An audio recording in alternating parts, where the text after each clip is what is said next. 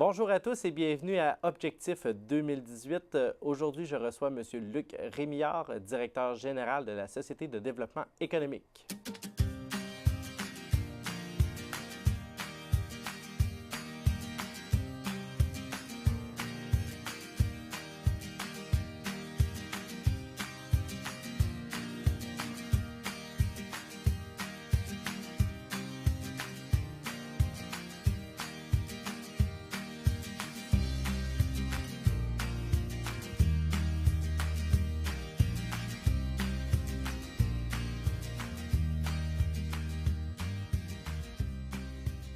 Bonjour Luc.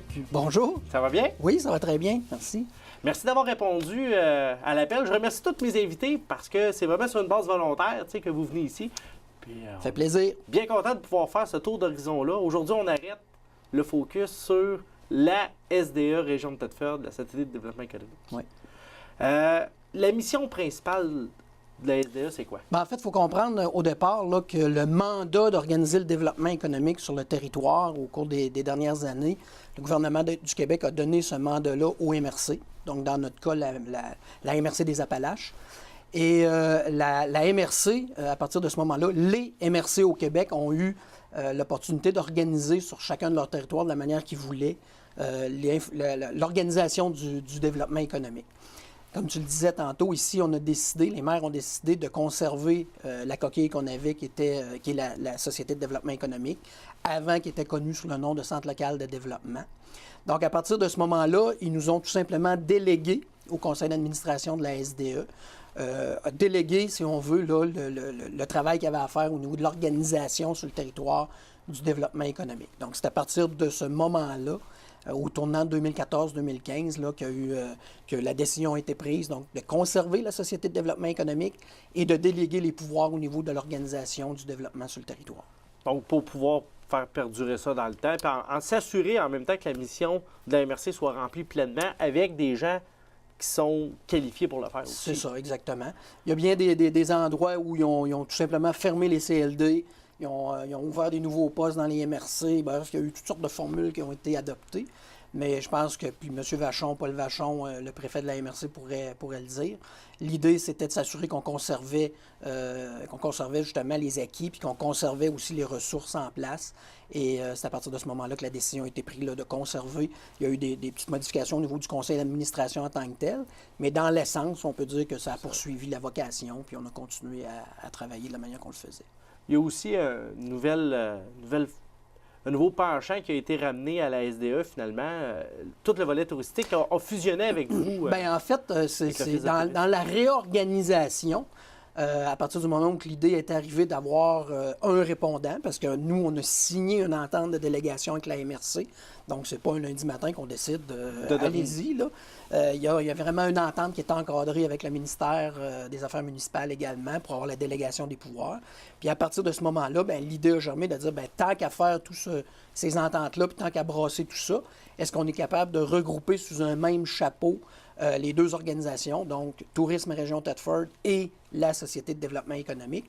Et c'est à partir de ce moment-là qu'effectivement, la MRC a donné un alignement en disant on souhaite que ça soit sous un même chapeau. Et à partir de ce moment-là, je dirais en 2015, là, on a commencé à travailler sur un projet de regroupement des forces. Et depuis déjà plusieurs mois, là, tout est sous un même chapeau. Donc, en réalité, la corporation employeur de tout le monde, c'est la Société de développement économique, mais on a conservé le volet Tourisme Région Thetford avec l'équipe qui travaille au niveau touristique. Oui, puis le libellé est encore là, oui, puis tout est encore... C'est ça, exactement. Puis je vous dirais que déjà, on avait une équipe qui avait beaucoup d'expérience puis qui connaissait le secteur du développement et de la promotion touristique. Fait qu'il n'y a pas eu énormément de changements. Il y a des ressources même qui ont été additionnées du côté de l'Office de Tourisme Région Thetford. Et ça a continué, là, il y a eu des ajustements, mais je vous dirais que dans l'ensemble, ça a continué comme c'était là, au niveau du fonctionnement. Une équipe de combien de personnes qui travaillent? On va SDE et tourisme, là, on va mettre l'économie et puis le tourisme. Oui, parce que puis on a aussi on a une vocation aussi au niveau du... à la SDE et au tourisme, c'est 14 ressources qu'on a. 14 personnes qui travaillent au niveau de l'organisation. Plus spécifiquement, du côté du tourisme, on en a 6. Donc, la balance, là, il y a 8 ressources du côté de la Société de développement économique. Au point de vue développement économique, les mandats précis là, que vous avez à remplir sont à quel niveau? Ben, en fait, la palette est assez large hein, au niveau du travail qu'on fait. Grosso modo, en partant, on peut diviser ça en deux. Donc, il y a je dirais les dossiers, on va appeler macroéconomiques, et les dossiers microéconomiques. Le macroéconomique, là, c'est vraiment des dossiers qui sont plus structurants comme le gaz naturel. Ça en est un bon exemple, le développement des parcs industriels, les motels industriels, etc. Donc, je parle, tu sais, ça a vraiment une incidence sur l'ensemble de l'économie, là, des projets. Qui peut toucher plusieurs entreprises. Entre autres, ou plusieurs secteurs, là, plusieurs municipalités même. On le voit avec les deux projets de gaz naturel. Le centre agroalimentaire en est aussi. Ça en est un exemple. Le parc éolien, ça a été un dossier que j'appellerais de caractère macroéconomique. Et on a, quand on parle du microéconomique, bien là, on est vraiment sur l'intervention terrain avec les promoteurs ou avec les propriétaires d'entreprises qui sont promoteurs en démarrage, donc des start-up. Puis après ça, bien, ça peut être au niveau de l'entreprise en croissance, en relève, en exportation, etc., etc. Et on a aussi un volet qui est main-d'œuvre, donc toute la question de la problématique de la main-d'œuvre, on a une ressource qui est spécifiquement là-dessus. Donc, si on parle des ressources, il y a 3 commissaires au développement économique. Les 3 commissaires travaillent plus spécifiquement, comme je le disais tantôt, là, au niveau de l'aide au démarrage, croissance, acquisition d'équipements, relève, entreprise, etc. 3 commissaires qui sont là-dessus, dont une qui est spécifiquement au niveau du démarrage en tant que tel, donc l'accompagnement vraiment des petites entreprises. Là. On parle de l'accompagnement, on parle plan d'affaires, prévision financière. Oui, exactement. Montage du plan d'affaires, l'accompagnement, je veux dire, parce qu'on ne monte pas nécessairement pour le promoteur, mais on l'accompagne dans la rédaction de son plan d'affaires. Prévision financière, exactement, même chose. Et à l'intérieur du montage du plan d'affaires, là, on va intervenir à différents niveaux. Ça peut être de la recherche d'un fournisseur à aller jusqu'à une entente de distribution avec un client potentiel. Entre les deux, tout ce qu'il y a, on va donner un coup de main, que ce soit les rencontres avec les financiers ou quoi que ce soit. Donc, c'est des interventions de ce type-là. D'être une porte d'entrée, finalement, pour plein de possibilités. C'est ça, exactement. On fait partie, dans le réseau localement, il y a plusieurs joueurs qui sont des portes d'entrée, mais effectivement, on fait partie de ces portes d'entrée-là, comme l'espace entrepreneuriat peut être une porte d'entrée, comme la SADC peut être une porte d'entrée ou, différentes autres organisations. Vous offrez aussi, on va regarder un petit peu dans l'économique, là, qui aide aussi beaucoup les entrepreneurs, service de mentorat. Oui, effectivement. Ça, c'est... le service de mentorat, dans le fond, souvent, ça va être justement des entreprises qui sont en démarrage, qui ont recours à ça. On augmente les chances de réussite quand il y a quelqu'un qui est accompagné lors d'un démarrage d'une entreprise. Donc, effectivement, ça fait partie des cordes, le service de mentorat. Le service de mentorat. Vous gérez aussi le programme STA, le soutien aux travailleurs autonomes? Oui, comme je parlais tantôt, au niveau des démarrages, dans le cas où on a des promoteurs qui sont soit sur l'aide sociale ou en période de chômage, ou ayant déjà eu une période à court terme, une période de chômage, il y a le programme soutien aux travailleurs autonomes. On est encore là, c'est une entente qu'on a avec Emploi Québec.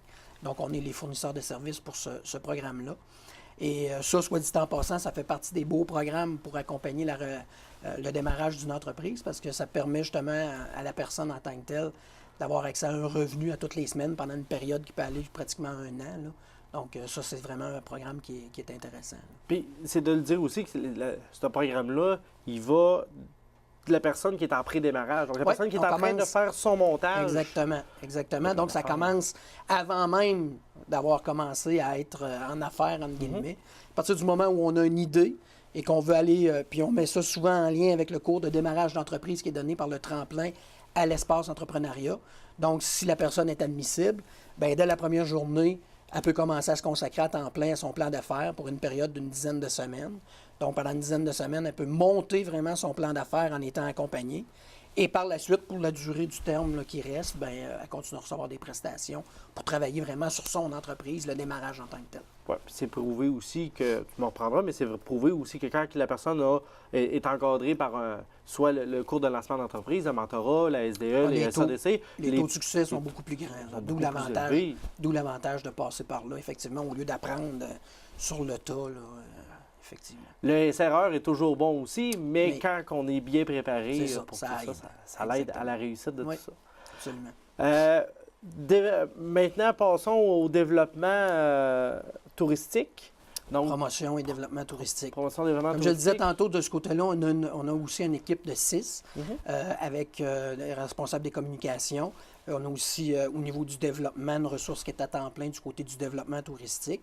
Dernièrement, on a fait une planification stratégique au niveau du développement touristique, au niveau touristique en tant que tel.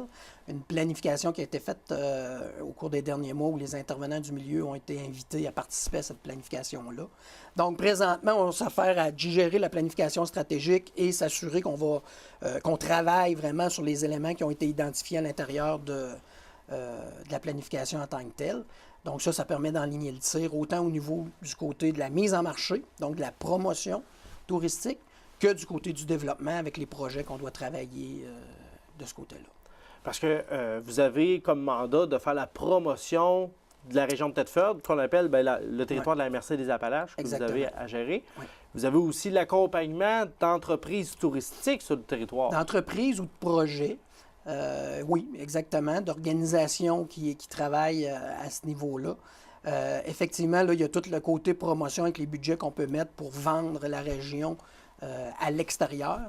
Depuis quelques temps, on met beaucoup d'emphase aussi au niveau du local, de la clientèle locale, parce qu'on s'est aperçu que c'est pas évident que les gens connaissent nécessairement tout ce qu'il y a à faire dans les coins. Parce qu'il y en a beaucoup à faire. Si on a identifié, entre autres, le plein air comme vecteur de croissance, je dirais, dans le secteur touristique. Mais c'est pas évident que tout le monde est au courant vraiment localement. Donc, il y a une clientèle locale qui était vaccinée par rapport à ce qu'il y a à faire dans les coins au niveau du plein air, à titre d'exemple. Et on va travailler aussi sur la clientèle qui est extérieure à la région, leur faire connaître ce qu'on a à voir dans les coins, ce qu'on a à faire et les différents attraits. Donc, on travaille aux deux niveaux de ce côté-là.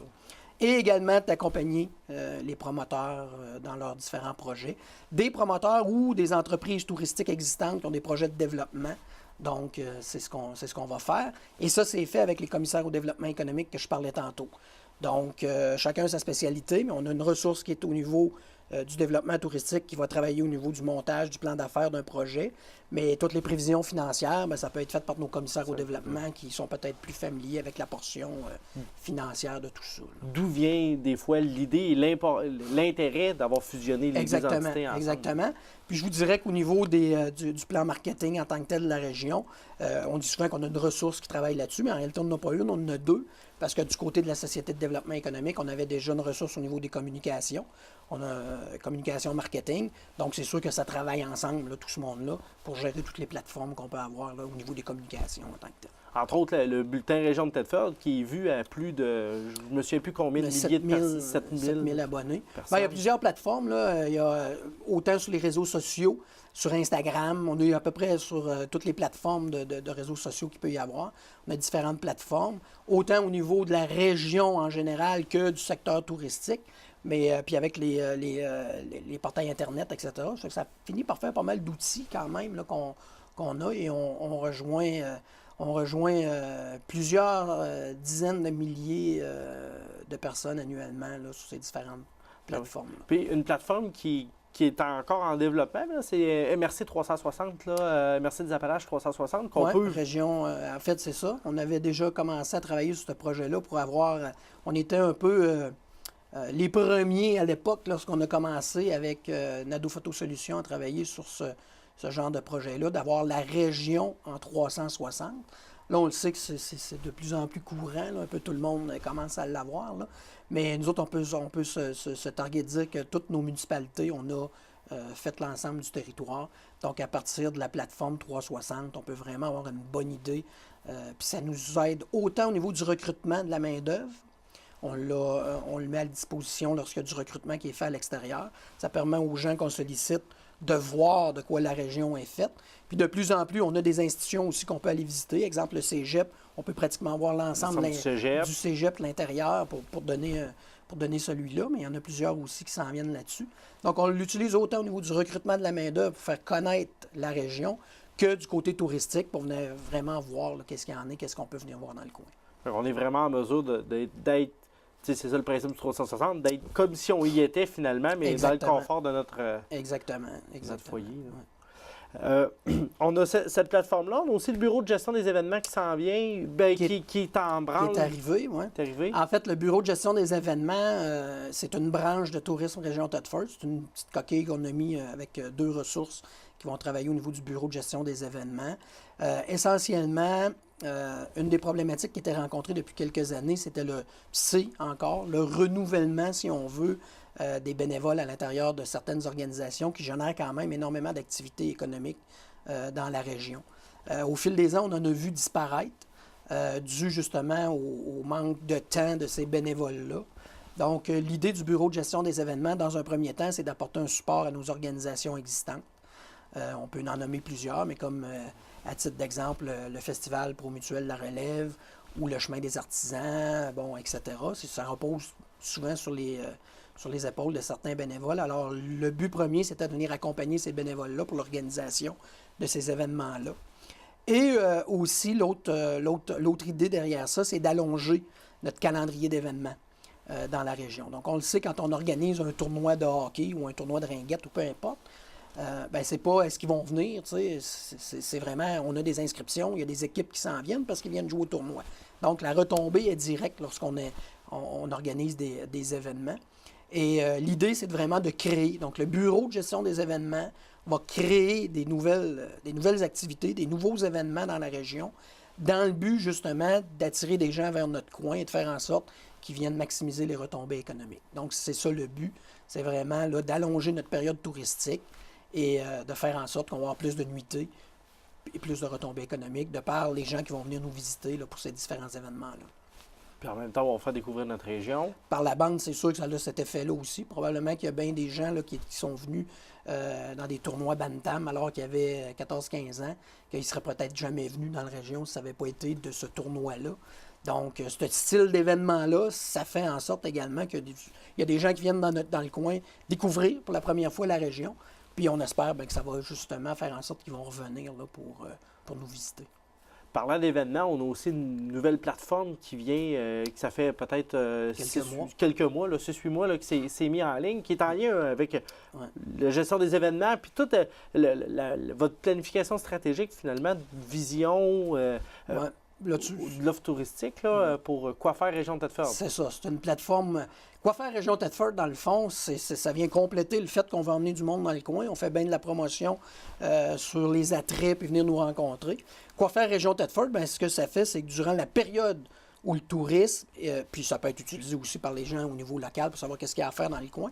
Mais là, on vient vraiment de regrouper l'ensemble de l'offre, de ce qu'il y a à faire dans la région, de telle date à telle date, du tournoi de hockey, aller jusqu'au spectacle dans une salle. À peu près tout ce qu'il y a à faire dans la région est regroupé sur cette plateforme-là.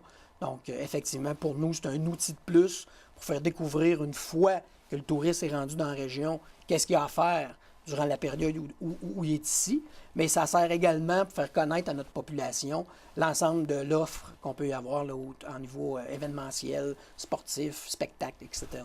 Donc, Quoi faire Région Thetford, c'est exactement ça. C'est à ça que ça sert. Exact. Puis ça, c'est mis à jour par les gens au tourisme? C'est la mise à jour, si on parle de Quoi faire Région Thetford, il y a plusieurs intervenants qui la mettent à jour. Il y a des gens de la ville de Thetford au niveau culturel qui mettent des informations.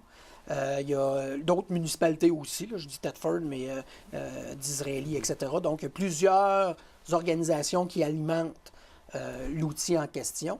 Mais la revue de ce qui est publiable là, avant publication, c'est passé par le bureau pour vraiment s'assurer que c'est pas une activité de Victoriaville ou je sais pas où là, qui vient s'inscrire.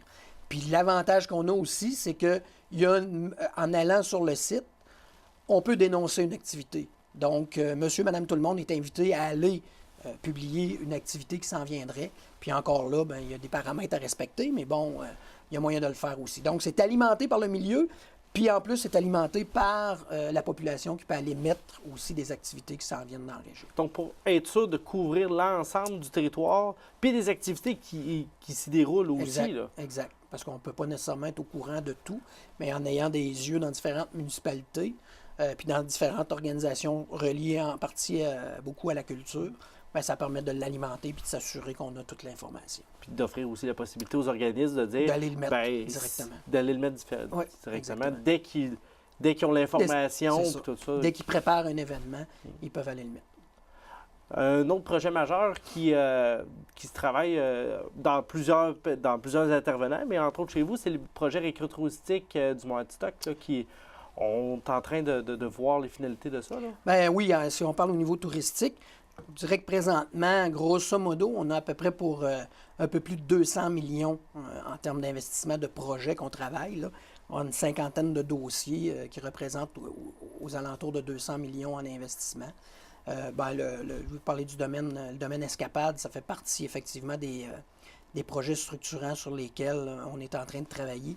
Encore dans les derniers jours, on était avec différents représentants pour faire des représentations concernant ce dossier-là. Effectivement, c'est un projet qui est quand même assez structurant au niveau de la montagne en tant que tel, qui va venir changer le portrait de la montagne de par justement l'achalandage que ça va créer et les investissements qui sont faits au pied de la montagne. Là. Donc, ça donne une idée là, du genre de projet sur lequel on travaille avec les promoteurs. Ça fait déjà plusieurs mois, parce que c'est quand même plusieurs dizaines de millions d'investissements. Mais ça va bien. Et je pense qu'on devrait aboutir avec ce genre de projet-là. Puis qui va être un beau projet, oui, le penchant économique, mais qui va aussi apporter beaucoup de touristique, puis un rayonnement qui va dépasser la MRC, puis dépasser probablement aussi la région Chaudière-Appalaches, qui va vraiment s'étendre au Québec. Oui, exactement. C'est un projet qui est très structurant de par le nombre, de par les installations d'hébergement qu'il va y avoir au pied de la montagne. Donc, on parle en moyenne d'à peu près 1500 personnes d'achalandage supplémentaire qu'il va y avoir là, une fois que les unités vont toutes être construites. Donc, c'est une petite ville là, qui se bâtit au pied de la montagne. Là. Donc, effectivement, il va y avoir une offre d'hébergement à partir de ça. Et ça va changer le portrait, là, ça, c'est certain. Ça va être très intéressant à voir aller là, dans les prochains mois oui, exactement. Pour voir comment que ça va se concrétiser puis se mettre en place aussi. Oui. Le dernier gouvernement avait annoncé des créations de pôles d'innovation. Le pôle d'innovation Chaudière-Appalaches est sur le point de voir le jour. Là. On en est rendu dans ce dossier-là? En fait, il faut savoir qu'effectivement, il y a eu un appel qui avait été fait concernant les pôles d'innovation. Nous, ce qu'on a décidé de faire, je dirais, avec Chaudière-Appalaches, avec les autres MRC en Chaudière-Appalaches, c'est de présenter un projet qui était conjoint. Donc, un projet conjoint de mise en place d'un pôle d'innovation, tout en ayant une décentralisation de l'innovation. Donc, il y a plusieurs régions qui ont misé sur la création d'un pôle d'innovation en essayant de regrouper à un même endroit, je dirais, l'innovation. Nous, ce n'est pas la formule qu'on a prise parce qu'on sait qu'il y a des projets qui se font à Montmagny, il y en a qui se font à Saint-Georges, il y en a qui se font à Thetford. Le territoire est immense aussi. Et ça brasse un peu partout en termes d'innovation puis de développement de projets. Donc, ça a été présenté par Chaudière-Appalaches économique, qui est l'organisation qui regroupe les forces de développement économique en Chaudière-Appalaches. Mais le projet qui a été déposé, c'était de décentraliser quand même l'innovation. Donc, il y a des coordonnateurs qui sont appelés à être en place. Normalement, l'entente va se signer avec le gouvernement à moyen terme, puis devrait en 2019 là, avoir des coordonnateurs du pôle qui vont être en place. Et l'idée, c'est non pas de centraliser l'innovation, mais de travailler au niveau d'un projet qu'il pourrait y avoir ici, exemple à Thetford. Alors, c'est d'avoir la force, si on veut, du réseau de l'ensemble de Chaudière-Appalaches. Donc, le coordonnateur, c'est de partir avec l'idée de qu'est-ce qui se fait à Thetford en termes d'innovation, puis d'essayer justement de l'emmener au niveau de Chaudière-Appalaches. Qui, en Chaudière-Appalaches, pourrait profiter de ce projet-là au niveau de l'innovation. Et son rôle, ça va être d'aller justement faire les liens avec les différents acteurs un peu partout sur le territoire. Donc, si on est sur un projet de plasturgie, puis on pense, exemple, qu'il y a une entreprise à Montmagny qui pourrait en profiter, bien, le rôle du coordonnateur, ça va être justement de faire en sorte que ce projet-là, qui émane de Thetford, mais il pourrait servir à une entreprise de Montmagny, donc d'aller les solliciter pour dire, bien, ça vous tenterait-tu de travailler sur ce projet-là qui se développe à Thetford, mais qui va rayonner un peu partout. Et l'inverse est vrai. Si c'est à Montmagny, si c'est à Lévis, si c'est à Saint-Georges, bien, de voir qui, dans la région de Thetford, pourrait profiter de ce qui est en train d'être fait en innovation, puis de faire le lien avec tout ce monde-là. Donc, c'est pour ça qu'on dit qu'on ne centralise pas tout à la même place. On reste décentralisé, mais on va essayer d'avoir une action qui peut rayonner sur l'ensemble. L'action, elle, va être centralisée, finalement. Exactement, sur Chaudière-Appalaches. Donc, je comprends que chaque MRC, chaque territoire MRC va avoir son propre coordonnateur en innovation? Ou Non, il va y avoir deux coordonnateurs pour l'ensemble de Chaudière-Appalaches qui vont travailler justement à regarder qu'est-ce qui se fait dans chacune des MRC et essayer de voir qu'est-ce qui peut être un tronc commun à tout le monde, puis voir les intervenants qui devraient se greffer à ce style de projet-là pour pouvoir l'emmener un peu plus loin. Puis en même temps, bien, il y a un fonds. Donc, on ne fait pas juste envoyer du monde sur le terrain pour envoyer du monde sur le terrain. Il y a une portion d'argent qui est disponible justement pour créer un effet de levier sur ces projets-là. Donc, il y a un fonds qui va être en place également là, pour venir financer une portion du travail qui est fait ou financer pour aller un peu plus loin en ayant cherché un effet de levier dans le fond là, pour appliquer sur d'autres programmes. Donc, c'est comme ça que ça risque de prendre forme en 2019. On a bien hâte de voir aussi la finalité puis des résultats que ça va donner aussi, ces pôles-là d'innovation. Oui, tant attendu. Oui, bien c'est ça. Les gouvernements en avaient parlé beaucoup. On a bien hâte de voir. Normalement, c'est sûr que ça devrait avoir un effet ça va créer une certaine synergie et peut-être un peu plus de travail d'équipe dans l'ensemble de Chaudière-Appalaches sur certains projets. Donc, ils vont sortir uniquement du milieu pour vraiment aller chercher toutes les forces pour travailler sur un projet innovant dans l'ensemble de Chaudière-Appalaches. En terminant, on souhaite quoi à l'équipe de la SDE pour les prochains mois, années? Bien, en fait, je pense que présentement, on a réussi à passer au travers d'une coupure de 55 parce que quand on parlait tantôt que le mandat avait été donné au MRC en 2014-2015, il ne faut pas oublier qu'avec ça venait une coupure de 55 des budgets. Moi, je ne pense pas que c'est à la SDE qu'il faut souhaiter quelque chose comme à l'ensemble du monde du développement économique au Québec qui a été secoué au cours des dernières années. Là. On a vu que ça a été complètement déstructuré. Il y a une chose qu'on a tant à oublier, c'est que si des bombardiers existent, ou des dompteurs ou des cascades, c'est parce que ça a commencé petit, avec une petite entreprise dans un village en région. Et malheureusement, c'est ça qui a été coupé au cours des dernières années. C'est un peu les vitamines et l'eau qui permettent justement de faire pousser ces petites entreprises-là. Et je pense que partout au Québec, là, ça s'est ressenti énormément au cours des dernières années. Et si on peut souhaiter quelque chose, c'est que justement, chaque région retrouve ses moyens de se développer. Puis ça part par le terroir de l'entrepreneuriat. Il n'y a pas personne qui commence avec 200 employés. Ça a tout commencé avec tant des petites entreprises. On les connaît toutes dans notre région. Fait que moi, je pense que si on peut souhaiter quelque chose, c'est qu'on retrouve les moyens d'investir dans ce genre de terroir-là et qu'on s'assure de continuer à faire grandir nos entreprises.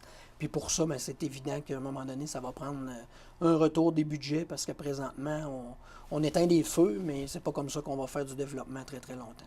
Merci beaucoup, Luc. Merci. Merci à vous également d'avoir été des nôtres. Au plaisir pour une autre Objectif 2018.